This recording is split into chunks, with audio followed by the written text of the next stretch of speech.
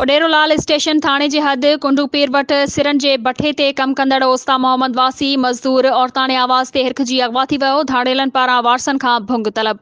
उन हवाले सां वधीक तफ़सील ॾेई रहियो आहे उडेरोलाल स्टेशन मां CN न्यूज़ जो रिपोर्टर मुमताज़ अली वरियाह। जी मुमताज़, छा तफ़सील आहिनि? जी बिल्कुल ज़ारा, उडेरोलाल स्टेशन जी हद कंडो पीर वट जाफराबाद मौला कायम शाह तहलका ओस्ता मोहम्मद जो रहवासी सिरुन जे बठे ते कम कंदड़ पोरियत सरदार वलद जान जमाली जे भाउ आबिद अली जमाली जो चवण आहे त मुंहिंजो भाउ गुज़िरियल 15 ॾींहं अॻु बिटशाह जे दरगाह ते हाज़िरी भरण जो चई घरां निकितो हो। असांखे कल्ह संस मोबाइल नंबर तां धाड़ियुनि वटां फ़ोन कॉल आई आहे त अव्हां जो भाउ असां वटि क़ैदा 20 लख रुपया भूंग ॾिजो त आज़ादु कंदासूं, पैसा न ॾियण जी सूरत में लाश मोकिलींदासूं।